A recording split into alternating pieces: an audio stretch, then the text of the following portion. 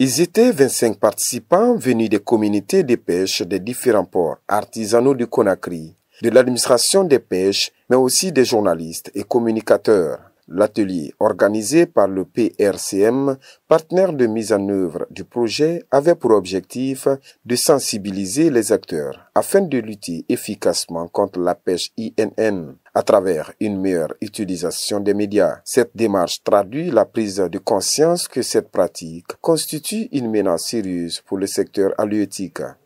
Cet atelier vient encore s'ajouter à ces nombreux ateliers que nous avons déjà faits.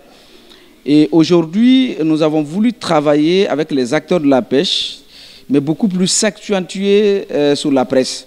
Parce que vous savez, la pêche INN, c'est un fléau qui traverse toute la sous-région et voire même le monde entier.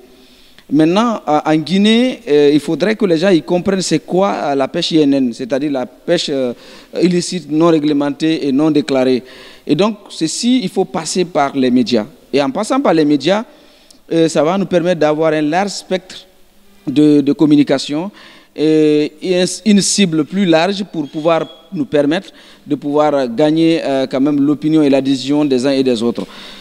Le projet mise sur le renforcement de la sensibilisation auprès des communautés de pêche et de l'ensemble des parties prenantes du secteur. Une campagne de communication adaptée aux réalités locales est ainsi considérée comme l'un des moyens les plus efficaces pour combattre ce fléau. Cet atelier, moi, je le trouve le bienvenu parce qu'il permettra à la population, à la communauté des pêcheurs, de comprendre les inconvénients de cette pêche illicite, non déclarée, non réglementée. Les conséquences de la pêche illicite, non déclarée, non réglementée sont énormes.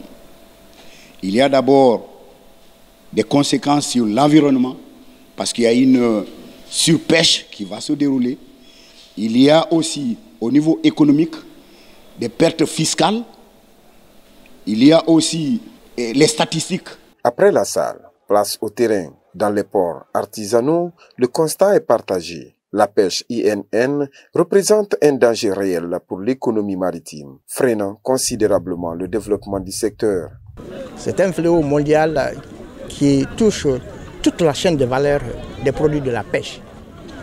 C'est-à-dire la chaîne qui commence depuis la fabrication des engins de pêche jusque sur la table du consommateur. Et dans ce fléau, comme je le disais, on est tous coupables et victimes à la fois. Parce que moi je me dis que si on s'engage dans la lutte, même le consommateur peut influencer la marée. Parce que quand il dit à son fournisseur, je ne veux pas de tel poisson, mais le fournisseur ne va pas se permettre de commander ça. Son impact se fait sentir directement dans les communautés. Pour les pêcheurs, cette pratique explique la rareté croissante des ressources halieutiques, notamment du poisson. Il plaide ainsi auprès des autorités et des partenaires pour un appui, notamment à travers la mise à disposition de matériel de pêche adapté. Nous sommes menacés actuellement.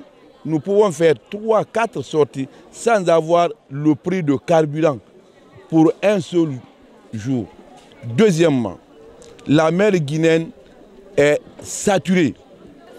Les bateaux semi-industriels, ils ont tout ramassé. Vous allez au marché, il n'y a pas de gros poissons, il n'y a pas de bons poissons. De son côté, le ministère de la Pêche et de l'économie maritime encourage la multiplication de ce type d'initiatives afin de mieux outiller la Guinée dans sa lutte contre la pêche illicite qui menace la survie des communautés et appauvrit l'État. Il convient de rappeler que le projet Gouvernance des pêches en Guinée est financé par Océan 5 et mis en œuvre avec l'appui de ses partenaires techniques.